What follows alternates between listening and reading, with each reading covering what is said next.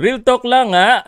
Kakatapos lang po ng laban ni Jimel Magramo. Ito po yung nangyari at sa aking pong pananaw, sa aking opinion, dapat po mas napagbigyan pa ng konting chance sana itong si Jimel Magramo. Of course, I have respect sa mga officials po natin and I see Jimel Magramo was hurt but it is so hurtful because you know why?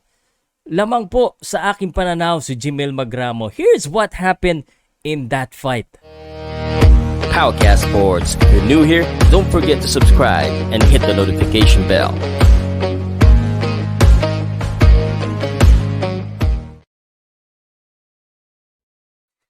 Okay, ang ganda ng pinapakita ni Jimel Magramo dito. So totoo lang, no? I watched the second round, third, pati all throughout. Parang baka isang round lang yata ang nakuha nitong kalaban niya eh. Ngunit, nung round number 7, na-counter niya pa nga si Olascuaga at natamaan siya ng dalawang solid lang yata at medyo nag-wobble siya. Of course, admitted na nasaktan si Jimel Magramo dito. Nakita naman eh.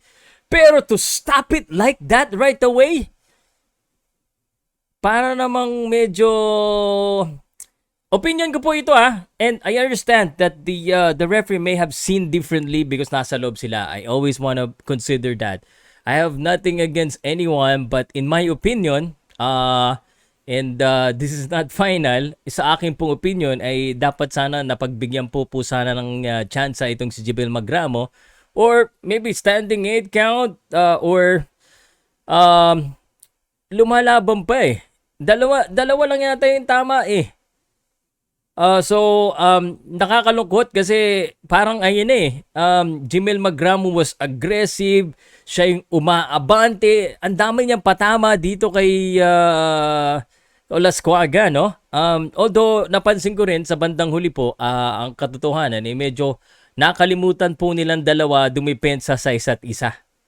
At ito po ay prone na mangyari pag pareho po silang nakalimot dumepensa, pareho silang open at baka pag naka-timing ng kalaban ng solid, yan na nga po, no? Medyo nasoliduhan din si Magramo doon at nagbuckle siya ng konti at kaya nakahanap po ng butas ang kumbaga hindi nakahanap ng butas, no? May opportunity na may dahilan para maging TKO ito.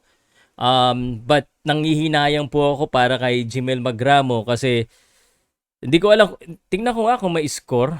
Ito po yung box rec eh. Hindi pa pinakita pero updated na po. Round number 7, Anthony Olascuaga. Ito pa namang Anthony Olascuaga na to. Ano lang anim na laban lang. So 6-1 na siya ngayon. Much more experience po sana si Jimel Magramo. Anyway, ang masasabi ko lang kay Jimel, sayang bro, sayang talaga nanghihinayang ko dito. Anyway, congratulations pa rin. Hindi naman niya kasalanan yun ni Olascuaga, ni Anthony, but I hope to see Jimel Magramo continues to kumbaga laban lang bro. You were doing good. Siguro parang napagod na rin sa bandang dulo eh. The stoppage may be a little bit too soon. Let me know in the comment sections. But congratulations. Sayang. Yun lang masasabi ko. Hinayang ako dito sa laban ni Jimel Magramo. Dito po sa kay Olascuaga. Let me know what you think. Sayang talaga. Whew. Anyway, ay shoutout pala sa Sports Plus PH. Thank you po sa sponsor po sa aking channel.